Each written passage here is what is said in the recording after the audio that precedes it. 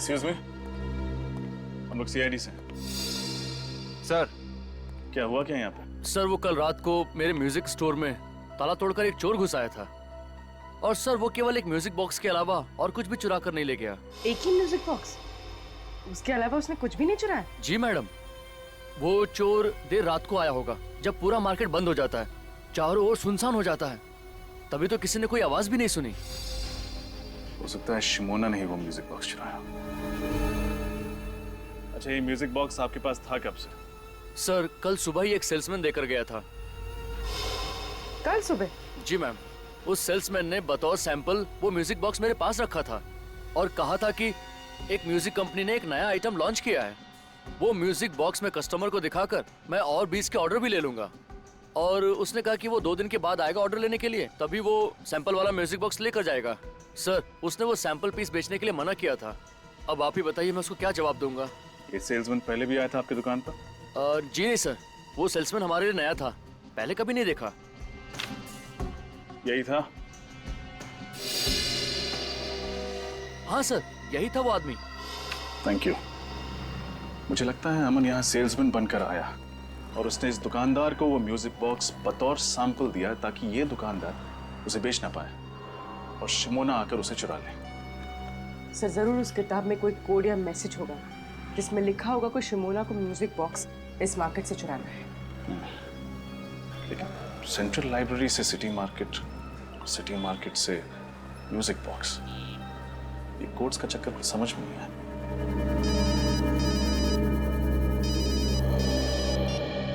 हाँ सचिन, क्या? ठीक है। क्या हुआ सर? कल रात इस शहर के 2 और म्यूजिक स्टोर से ऐसे ही म्यूजिक बॉक्सेस चुराए गए।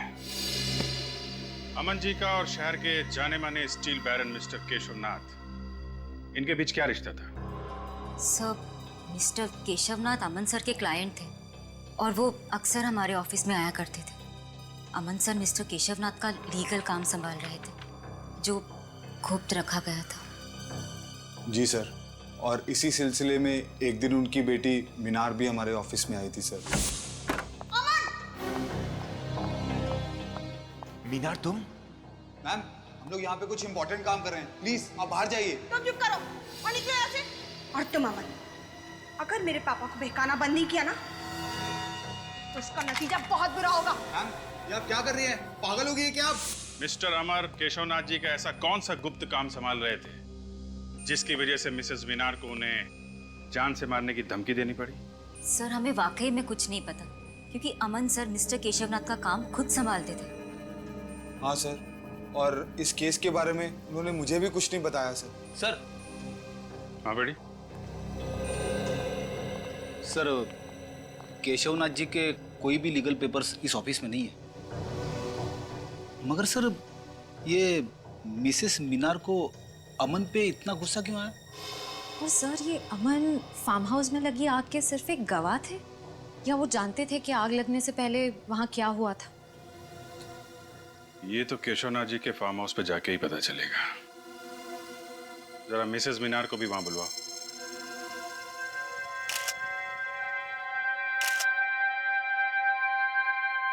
आप लोग इस पूछताछ से हमें कब बख्शेंगे? 2 हफ्ते पहले हुए इस हादसे को आप लोग भूल क्यों नहीं जाते? माना कि फार्म हाउस में आग लगी थी, but it was just an accident. Relax Minar, relax. CID वाले आपके पापा का फार्म हाउस का तलाशी लेना चाहते हो तो लेने दो, उन्हें उनका काम करने दो। थैंक यू मिस्टर भास्कर, कम से कम आप हमारे काम को समझते हैं। देखिए मिसेस मीनार, हम सिर्फ अपनी ड्यूटी कर रहे हैं। इस फार्म हाउस में जो आग लगी और जिसमें आपके पिताजी और उनके 2 एसोसिएट जल के मर गए, आपको ये मालूम होगा कि उसकी रिपोर्ट मिस्टर अमन ने लिखवाई थी। तो हुआ यह है कि मिस्टर अमन अभी लापता हो गए और सिर्फ इतना ही नहीं, सेंट्रल लाइब्रेरी में हुए एक गुमनाम लड़की के कत्ल में भी उसका हाथ है। मुझे ये नहीं समझ में आ रहा कि एक लाइब्रेरी में हुए कत्ल का इस फार्म हाउस के जलने से क्या मतलब है? यहाँ आग कैसे लगी, कब लगी, पुलिस इसकी तहकीकात कर रही है और तहकीकात में ही पता चला है कि अमन को आपने बंदूक दिखा के धमकी दी थी। क्यों? क्योंकि अमन एक नंबर का धोखेबाज है उसने मेरे पापा की आंखों में धूल झोंक कर करोड़ों रुपयों का कबूल किया है। और इससे आप ये कैसे कह सकते हैं कि मैंने अमन को कुछ किया है? ठीक है, फिलहाल अभी हम आपकी बात पे विश्वास कर लेते हैं, लेकिन सर ये बाहर पेड़ में धंसी हुई मिली। बंदूक की गोली? इसका मतलब इस फार्म हाउस में गोलियां भी चली। Oh my God. ये गोली चलने वाली बात अमन ने पुलिस रिपोर्ट में क्यों नहीं लिखवाई? ये वीणा का है, ये संतूर का है और ये सितार का है। ये तीनों एक ही राग पर है, लेकिन इनके वाद्य यंत्र अलग अलग हैं। मैं आपको इनके राग सुनाता हूं।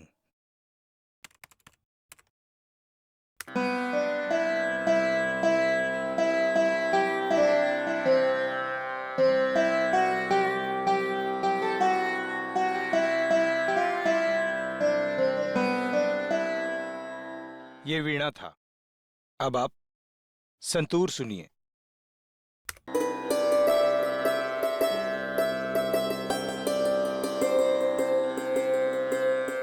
ये सितार का है।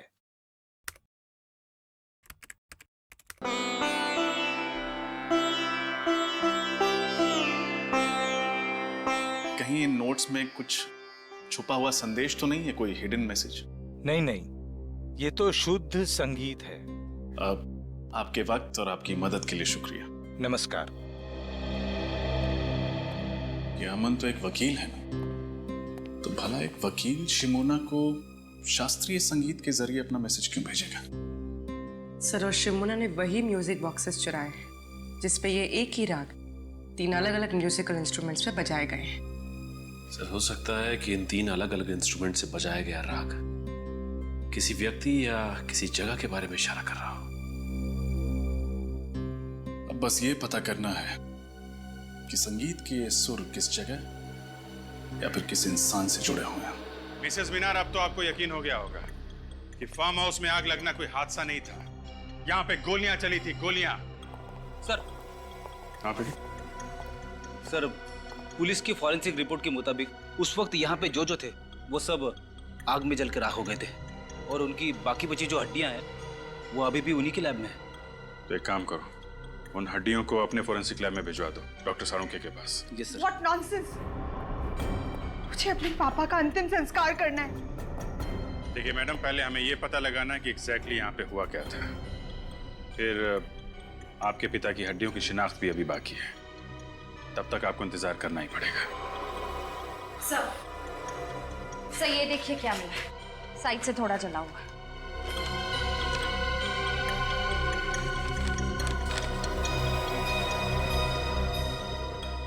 DNA print. हड्डियां तो बुरी तरह जल गई हैं। इनके चेहरे अच्छे से बन पाएंगे? हाँ अभिजीत, इस फेस कंस्ट्रक्शन सॉफ्टवेयर के जरिए अब मौका वारदात पर पाई गई खोपड़ी का फेस कंस्ट्रक्ट करने की कोशिश तो करो।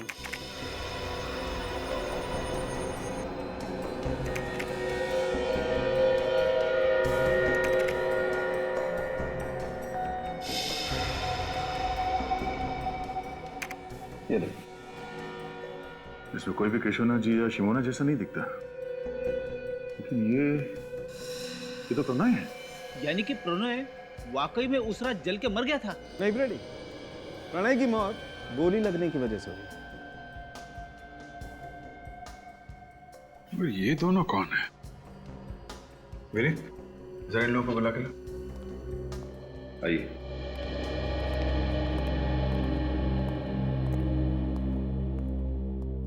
जरा इन 2 चेहरों को देखिए, इनको पहचानते हैं आप लोग? कभी ये देखा है? इनमें से हम किसी को नहीं जानते। हमें क्या पता कौन है ये लोग? सर आपका शक सही निकला। घटनास्थल से लाई गई सारी हड्डियों का डीएनए टेस्ट मिल गया। किसी का भी डीएनए मिसेस मीनार के डीएनए से नहीं मिलता। यानी वाकई में केशवनाथ जी जिंदा है? पर मेरे पापा हैं कहाँ? उन्होंने अब तक फोन क्यों नहीं किया? हम लोग जल्दी पता लगा लेंगे, अभी आप लोग जा सकते हैं। अच्छा तारिका, वो फार्म हाउस पे जो डीएनए की रिपोर्ट मिली थी उसका क्या हुआ? ये डीएनए प्रिंट एक 25 से 30 साल की औरत का है जिसका केशवनाथ जी के साथ जेनेटिक लिंक है। और एक बात सर, ये औरत को एक बहुत ही असामान्य बीमारी है, एक्वाजेनिक प्लूराइटिस। ये बीमारी है क्या? यह एक बहुत ही रेयर जेनेटिक डिसऑर्डर है। इसके रोगी को पानी से एलर्जी होती है। जरा सा भी पानी अगर शरीर में कहीं भी लग जाए तो बहुत जबरदस्त एलर्जी होती है, खुजली होती है। बारिश का पानी, पसीना, यहाँ तक कि हवा में अगर जरा सी नमी भी बढ़ जाए तो रिएक्शन होता है। और इस इंसान को इतनी खुजली होती है कि कई बार तो इसकी मौत हो जाती है खुजली की वजह से। तो बहुत भयानक बीमारी है। ऐसे पेशेंट जिंदा कैसे रहते हैं? एंटी एलर्जिक दवा खा करके, ताकि इससे लड़ने की क्षमता बढ़ा सके। ऐसे रोगी को हॉस्पिटल में अल्ट्रावायलेट बी पॉजिटिव फोटोथेरेपी दी जाती है। ये पेशेंट्स पानी पी सकते हैं? पी सकता है, लेकिन सिर्फ मिनरल वाटर। अगर जरा सा भी क्लोरीन का पानी पिया तो पूरे शरीर में बुरी तरह से रैशेज हो जाते हैं। सिर्फ मिनरल वाटर? पानी के? अच्छा, ओके, ठीक है, ओके। क्या हुआ? लाइब्रेरी में जिस अनजान लड़की की लाश मिली थी उसका नाम बिंदु है। वो एक गुनहगार थी और जेल में सजा भी काट चुकी थी।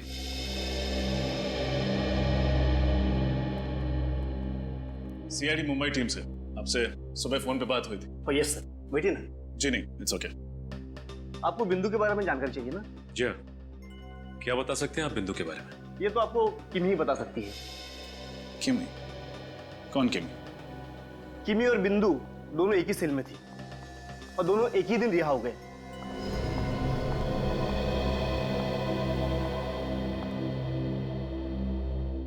किमी देखो, हम तुम्हें डराने या धमकाने नहीं आए।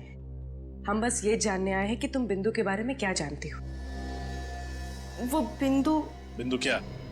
बिंदु ने मेरे को पैसे का लालच दिया था और बोला था किसी काम में उसका साथ देने को। कैसा काम? वो तो सर उसने नहीं बताया। किसने सौंपा था काम? सब ये भी नहीं बताया उसने। बोला था टॉप सीक्रेट है। और साहब मैंने पूछा भी नहीं, अपने को तो सिर्फ पैसों से मतलब था साहब, इसलिए नहीं पूछा। कहाँ गई थी तुम उसके साथ? Central library, Mumbai. Central library? इसका मतलब बिंदु पहले भी गई थी लाइब्रेरी? हाँ सर। क्यों गए थे तुम दोनों वहाँ? सर बिंदु और मैं सॉफ्टवेयर इंजीनियर बनकर गए थे उस लाइब्रेरी में। बिंदु को कुछ कंप्यूटर से जानकारी चाहिए थी और मैं बाहर निगरानी कर रही थी कि अगर कोई आसपास दिखाई दे तो तुरंत इत्तला कर दूं बिंदु को। पर वो जानकारी जो उसे चाहिए थी उसे मिली? नहीं सर। सर, लाइब्रेरी के कंप्यूटर से ऐसी क्या जानकारी हासिल करना चाहती थी बिंदु? पता नहीं, लेकिन ये पक्का है कि फार्म हाउस पे किए गए खून का राज जरूर उस लाइब्रेरी में छुपा है। मुझे प्रणय को वहां जाने ही नहीं देना चाहिए था। केशवनाथ जी की प्रॉब्लम में उसको पढ़ने की क्या जरूरत थी? किस प्रॉब्लम की बात कर रही हैं? प्रणय और शिमोना केशवनाथ जी के बिजनेस एसोसिएट थे। केशवनाथ जी को अपनी बेटी मीनार पर बिल्कुल भरोसा नहीं था, इसलिए वो चाहते थे कि अपनी जायदाद को किसी ट्रस्ट में रख दें। प्रणय और शिमोना उन्हें मनाने की बहुत कोशिश कर रहे थे कि अपनी बेटी के साथ ऐसा ना करें। और मीनार को केशवनाथ जी के इस फैसले के बारे में मालूम था क्या? जी, ये तो मैं नहीं जानती, लेकिन फार्म हाउस में आग लगने के एक हफ्ते पहले प्रणय ने मुझसे कहा था कि केशवनाथ जी ने अपनी जायदाद को ट्रस्ट में देने का फैसला बदल दिया है। और उसकी वजह? क्योंकि उन्हें कोई और वारिस मिल गया था।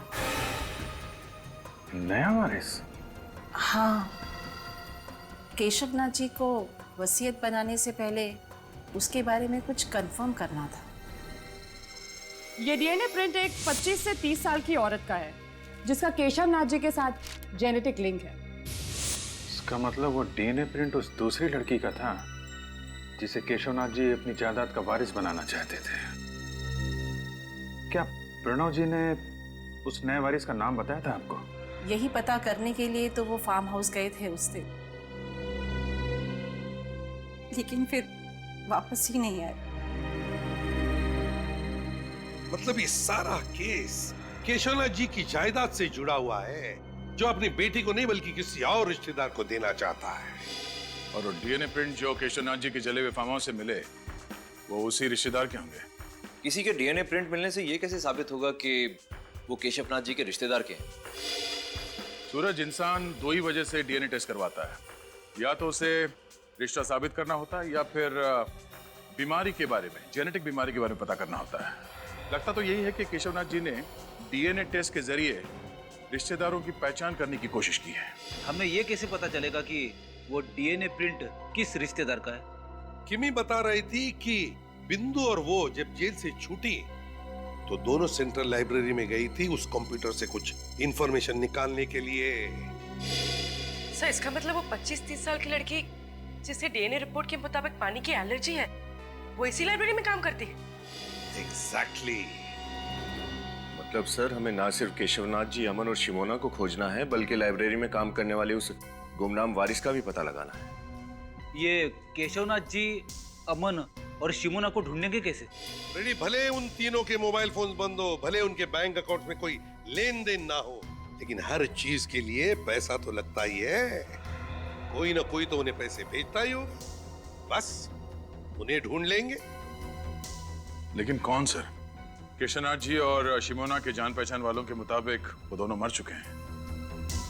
दया, ये अमन तो जिंदा है, और फिर अभिजीत ने तो कहा ही था ना कि समन की सेक्रेटरी विनीता काफी वफादार है। सर, उन 3 म्यूजिक बॉक्सेस का क्या राज है? वो अमन ने शिमोना के लिए 3 अलग-अलग दुकानों में क्यों रखे थे? अमन को पता था कि कोई उसका पीछा कर रहा है, इसीलिए वो तीनों म्यूजिक बॉक्सेस में शिमोना के लिए संदेश भेजता था। दया, लेकिन पता लगाना पड़ेगा इस केशवनाथ जी का म्यूजिक से क्या संबंध है। सर, भावनाओं में बहकर आप ये निर्णय ले रहे हैं। बिल्कुल सर, और हम तो आपके शुभचिंतक हैं, आपको सिर्फ इसके परिणाम से वाकिफ करा रहे हैं। आप जो कर रहे हैं ना, उससे आपकी जान को खतरा हो सकता है। बस प्रणय, मैंने अपना डिसीजन ले लिया है, और मेरा डिसीजन किसी भी हालत में बदलने वाला नहीं है। मुझे किसी से डर नहीं। आने दो उसको, फिर देखते हैं। अमन, बोलो कि कोई अच्छी खबर लाए हो। अच्छी खबर ही लाया हूं। आप जो सोच रहे थे वही सही है। ये देखिए।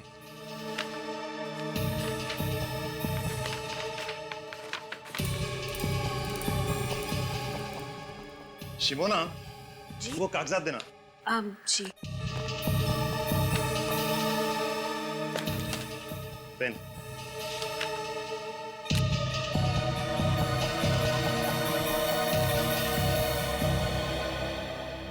केशवनाथ जी, आपका काम हो गया। अब आप बेफिक्र हो जाइए। मुझे नहीं लगता ये इतना आसान है। ये बात पता लगते ही तूफान आने वाला है। तो फिर आने दो तूफान, हम तैयार हैं।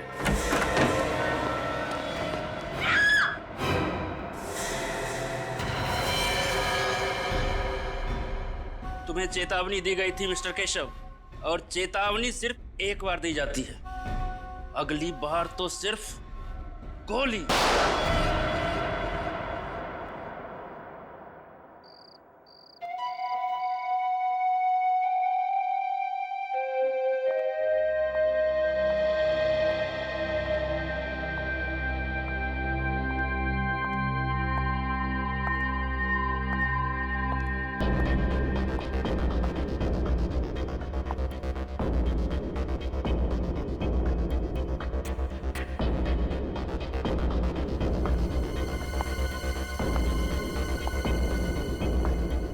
Law, science, all books, shelf number 2.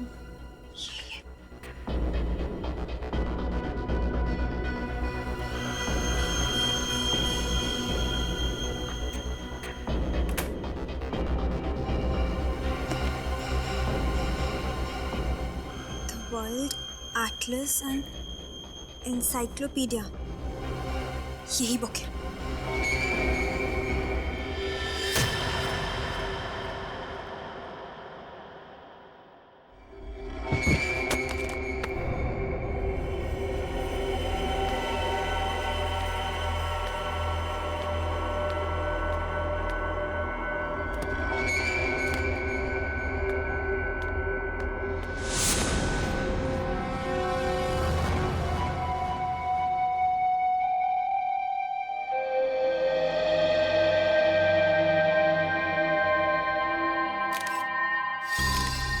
इसके गले में छेद है, किसी नुकीली चीज से वार किया गया है और शायद उसी वजह से इसकी मौत हो गई। लेकिन सर, हमें तो ऐसी कोई चीज मिली नहीं यहाँ से। हो सकता है खूनी अपने साथ ले गया।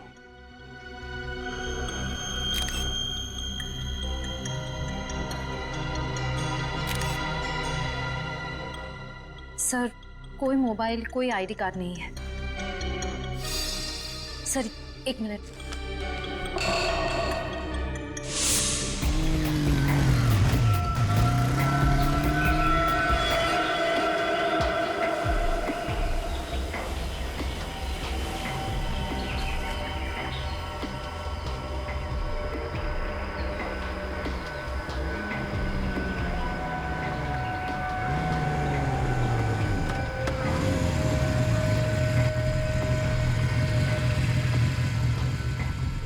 क्या करना है मुझे?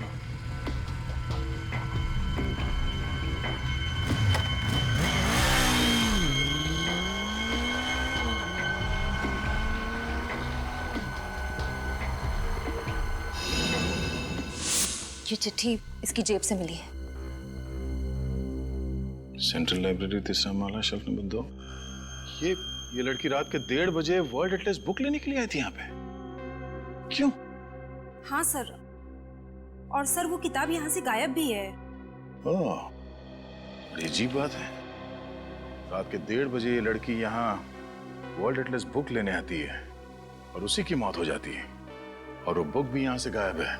इसका मतलब है कोई और भी था जो बुक लेने के लिए आया था। उस किताब में ऐसा क्या हो सकता है? सर वो तो एक सिंपल मैप्स की बुक है। बुक भले ही सिंपल हो, लेकिन कोई ना कोई बात तो जरूर है सर।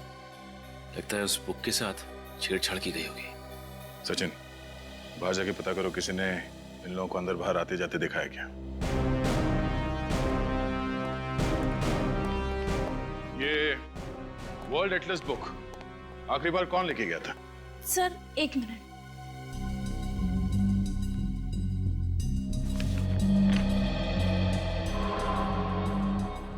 सो मिस्टर अमन।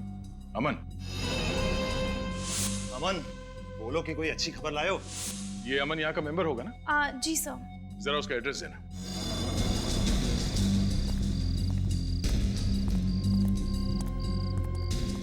ये पीछे का गेट तो हमेशा बंद रहता है। अगर वो लड़की यहाँ से आई है इस तरफ से, वो जो औरत कैंडल बेच रही है उसे पता होगा। चलो पूछते हैं। Excuse me. 10 का एक कैंडल है सर, कितने कैंडल्स दूं? देखिए, हम लोग कैंडल लेने नहीं आए, आपसे कुछ पूछना था। आप यहाँ पर कब से हैं? जी मैं शाम से लेके सुबह तक यहाँ बैठती हूँ, कैंडल बेचती हूँ। यहाँ पास में चर्च है, यहाँ देर रात तक लोग कैंडल जलाने आते हैं। क्यों, क्या हुआ मैम? देखिए, ये सामने जो लाइब्रेरी है ना, वहाँ पे एक खून हो गया। मुझे लगा ही था उस लाइब्रेरी में कुछ तो गड़बड़ हुआ है। अच्छा, आपको ऐसा क्यों लगा कि लाइब्रेरी में कुछ गड़बड़ है? सर वो कुछ देर पहले। राजू, गाड़ी निकाल जल्दी। मैडम 10 रुपए का एक कैंडल है, प्लीज ले लीजिए मैम। शिमोना, वो कागजात देना। जी मुझे नहीं चाहिए मैम। कहा ना नहीं चाहिए।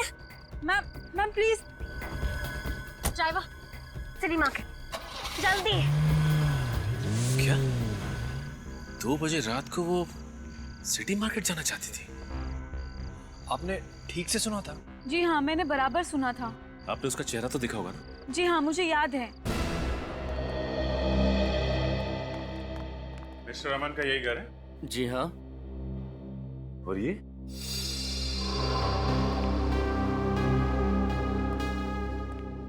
क्या आप यही अमन जी हैं? हाँ सब, इन्हें मैंने हाल में कहीं देखा है।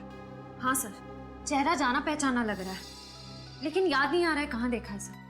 जरूर देखा होगा, अमन सर बहुत बड़े वकील हैं। आपने टीवी पर किसी इंटरव्यू में देखा होगा उन्हें। अच्छा, तो आपके साहब बड़े वकील हैं? हाँ। कहाँ गए? ऑफिस? नहीं, आज सुबह वो अपना सामान लेकर के शहर से बाहर चले गए। इस अमन जी ने आखिरी बार लाइब्रेरी से वर्ल्ड एटलस की किताब ली और लाइब्रेरी में वापस कर दी। इसके बाद से गायब है। अमन जी का कमरा कहाँ है?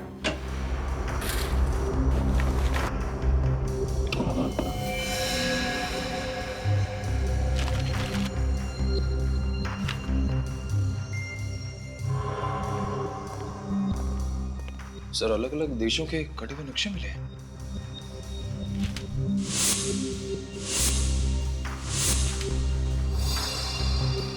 सर ये सारे कटे हुए नक्शे तो सर वो तो एक सिंपल मैप्स की बुक है। वर्ल्ड एटलस बुक है। अमन जी ने इसे कैची से इस तरह से काटा क्यों होगा? उस वर्ल्ड एटलस बुक को हथियार बनाने के लिए। उस बुक में से सारे पन्ने काटे, उसके अंदर कोई नुकीली चीज रखी जो किताब खुलते ही पिस्टन के जरिए तेजी से बाहर निकली और उस लड़की का खून हो गया। सर अमन का फोन बंद आ रहा है। वो तो होना ही था। सर ये देखिए सर, कटे हुए music notes. Music notes? Sir उसने म्यूजिक नोट फाड़ के फेंका क्यों होगा? लेकिन अमन सर को तो संगीत का शौक ही नहीं है। तो ये देखिए, ये वायर और ये स्प्रिंग।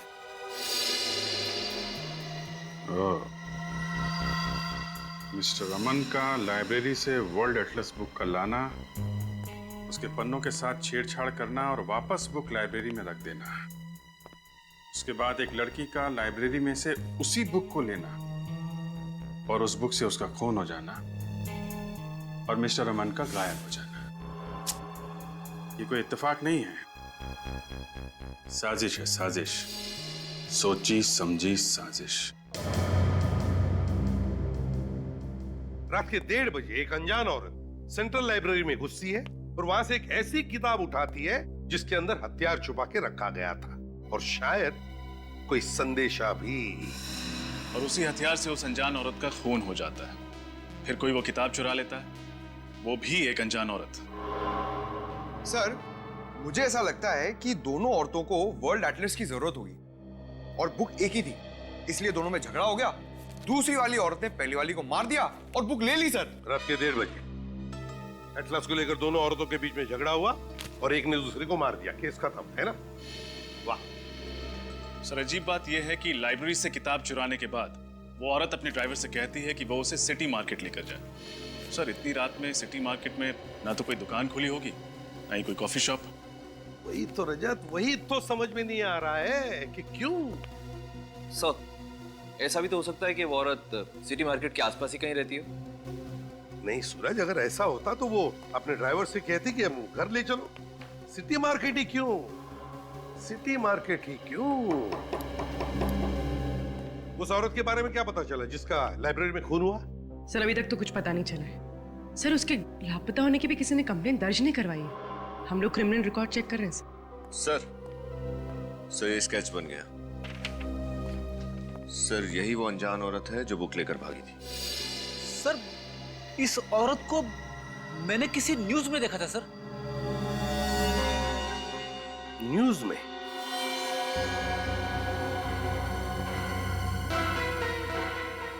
न्यूज में? अब याद आ गया, अब याद आ गया। उद्योगपति केशवनाथ जी के फार्म हाउस में जो आग लगी थी उसकी खबरें सारे अखबारों में छपी थी। उसी में मैंने इन दोनों का फोटो देखा है। सर ये हादसा तो 2 हफ्ते पहले ही हुआ था। पूर्वी सर, ये अखबार में जिस औरत का फोटो है उसकी शक्ल और ये स्केच वाली औरत की शक्ल कितनी मिलती जुलती है। सर लेकिन ये तो शिमोना है। मैम आपने पक्का इसी औरत को देखा था? जी सर, पक्का मैंने इसी को देखा था। सर अगर शिमोना जिंदा है तो अमन ने पुलिस में झूठी रिपोर्ट क्यों लिखवाई? सर और शिमोना ने लाइब्रेरी में उस लड़की की हत्या क्यों की? कोई ना कोई राज जरूर था केशवनाथ जी के फार्म हाउस में जो उस आग में जलकर खाक हो गया। सारे चक्कर के पीछे ये अमन ही है। अमन। हाँ सर, इसलिए मिस्टर अमन ने शिमोना जी के लिए वो म्यूजिक नोट्स में वो संदेशा छोड़ा होगा, क्योंकि दोनों खुले में तो आमने सामने आ नहीं सकते थे। अमन और शिमोना, क्या क्या कनेक्शन हो सकता है इन दोनों के बीच में? तो फिर ये शिमोना इतनी रात गए सिटी मार्केट किस लिए गई थी? सर, अमन के घर से हमें कुछ फटे हुए कागज मिले जिन पर कुछ म्यूजिकल नोट्स लिखे हुए। सर, इस वर्ल्ड एटलस का म्यूजिकल नोट से क्या कनेक्शन हो सकता है?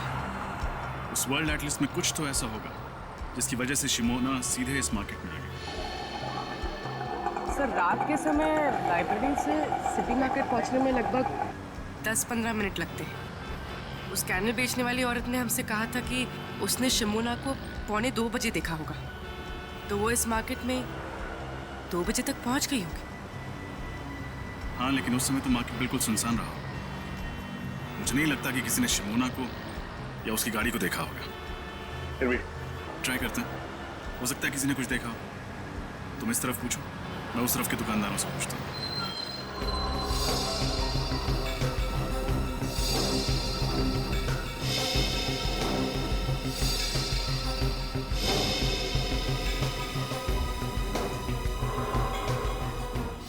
सर, आखिर आप क्या ढूंढ रहे हैं? हम कह रहे हैं ना कि अमन सर ने कोई गैर कानूनी काम नहीं किया है। गैर कानूनी काम नहीं किया तो फिर अचानक क्यों गायब हो गए? मुझे नहीं पता। कोई भी वकील बिना किसी को बताए अपने सारे कोर्ट केसेस छोड़ के वेकेशन पे तो जाएगा नहीं, और अगर जाएगा तो कम से कम अपनी पर्सनल सेक्रेटरी यानी आपको तो बता के जाएगा। लेकिन उन्होंने मुझे कुछ नहीं बताया। और अगर नहीं बताता है तो इसका मतलब है कि वो कोई गलत काम कर रहा है और वो नहीं चाहता है कि उसके बारे में किसी को पता चले। नहीं, अमन सर कभी कोई गलत काम नहीं कर सकते, और वाकई में हमें नहीं पता है कि वो गए कहाँ हैं। इतना जरूर पता है कि वो हमें कांटेक्ट जरूर करेंगे, वो भी सही समय पर। अब आप ही बताइए साहब, इतनी छोटी सी चीज चुराने के लिए मेरी दुकान का ताला तक तोड़ डाला। मेरी तो समझ में नहीं आ रहा कि वो चोर था या फिर कोई पागल था।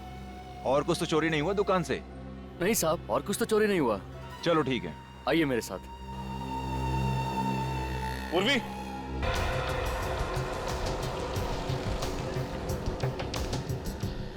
दोस्त इस समय तक बाहर आ जाती है, आज कहाँ रहेगी?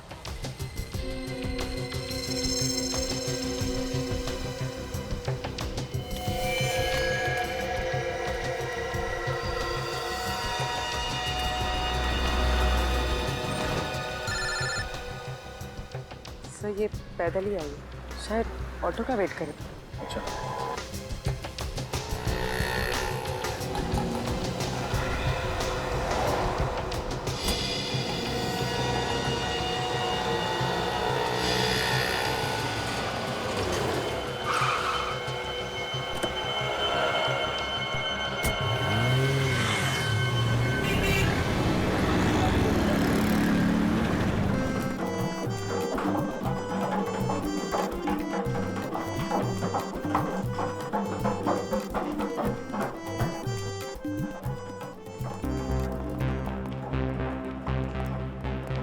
लेकिन जरा देखो अलंकार जी कहाँ हैं?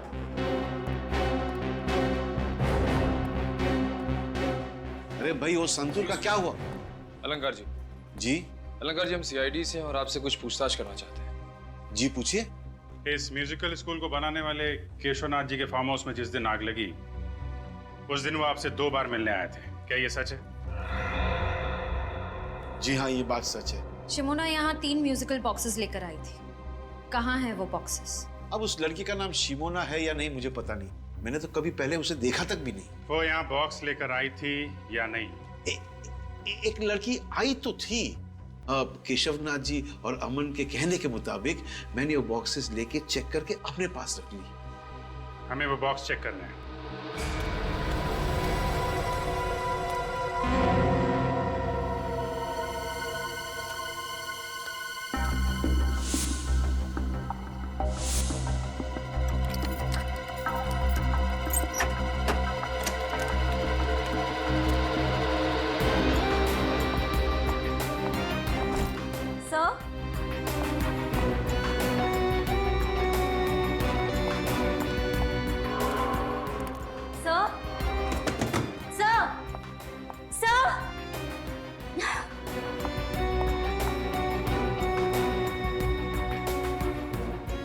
चले गए सब के सब? गए होंगे किसी काम से।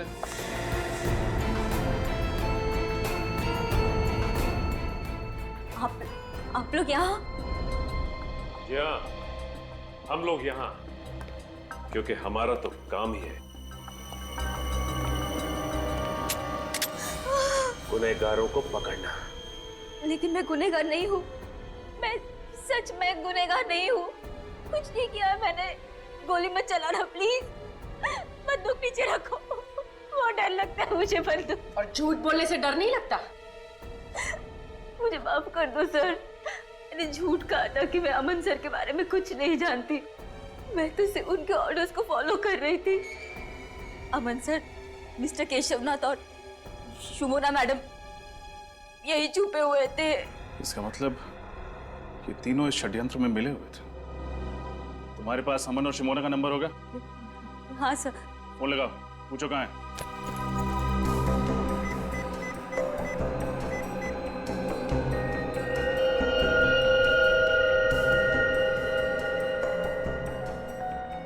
अमन सर का फोन स्विच ऑफ है। शिमोना का नंबर ट्राई करो।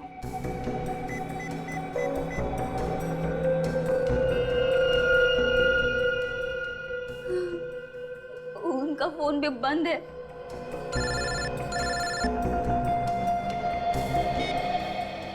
Yes sir. क्या? तो इस वजह से अमन, शिमोना और केशवनाथ को यहां से गायब किया गया है? सर हम लोग आ रहे हैं। क्यों सर? कुछ नहीं सचिन। को अच्छा लगेगा। हाँ, लंच टाइम हो गया है, भूख तो लगी होगी।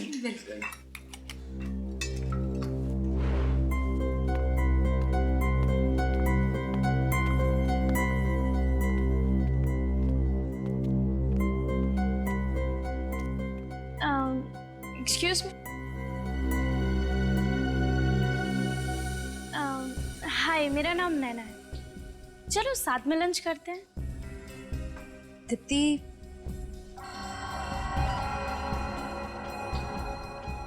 लंच के लिए बुला रहे हैं। ठीक है पूजा। ठीक है, हम आते हैं। ओके।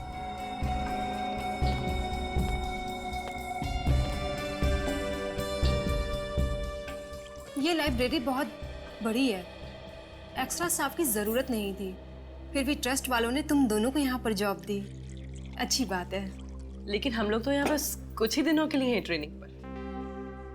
वैसे लाइब्रेरी में इतने ही स्टाफ मेंबर्स हैं या और कोई भी है? नहीं तो हम ही सब हैं। काम मैनेज हो जाता है। अब थैंक्स। मैं बाहर का पानी नहीं पीती, मैं अपना पानी खुद कैरी करके चलती हूँ। क्यों? आपका पानी हमारे पानी से अलग है क्या? हाँ, ये पानी घर से लेके आती है। इसे बाहर के पानी से एलर्जी है। पानी से एलर्जी? कहीं आप मजाक तो नहीं कर रही? वो मजाक नहीं कर रहे, सच्ची बोल रही है। एक्चुअली क्या है, मैं अगर क्लोरीन का बाहर का पानी पीऊँ तो उससे मेरी मौत भी हो सकती है। इसके रोगी को पानी से एलर्जी होती है और इस इंसान को इतनी खुजली होती है कि कई बार तो इसकी मौत हो जाती है खुजली की वजह से। ये पेशेंट्स पानी पी सकते हैं? पी सकता है, लेकिन सिर्फ मिनरल वाटर। अगर जरा सा भी क्लोरीन का पानी पिया तो पूरे शरीर में बुरी तरह से रैशेज हो जाते हैं। क्या? I am so sorry. No no, it's okay.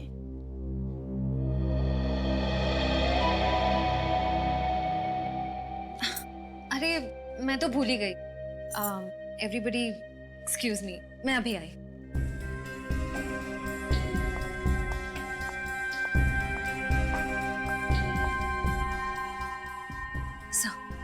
Sir, नैना वही लड़की है जिसे केशवनाथ जी अपना वारिस बनाना चाहते थे। क्या वसीयत उसके हाथ लग गई? नो, फिर तो वो नैना पर हमला करने की जरूर कोशिश करेगा। डोंट वरी सर, हम नैना पर नजर रखेंगे। Yes sir. नैना, बैठो। तुमने अभी तक वो लिस्ट नहीं बनाई। रजिस्टर में नए बुक्स के स्टॉक की एंट्री करनी थी, वो कब करोगी? सर वो मुझे कुछ नहीं सुनना है। आप सब घर जा सकते हो, लेकिन नैना, तुम अपना काम खत्म करके ही घर जाओगे। Okay sir.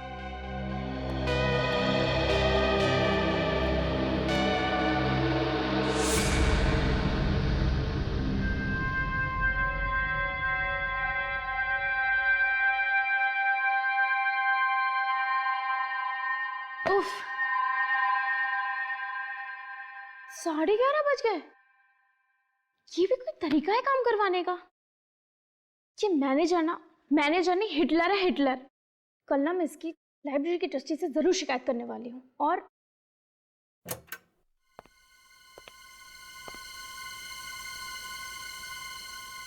कौन है? सिक्योरिटी, सिक्योरिटी, कौन है? कौन है? कौन है वहां?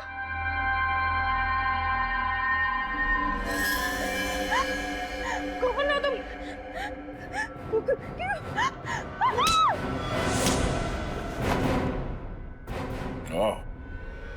तुम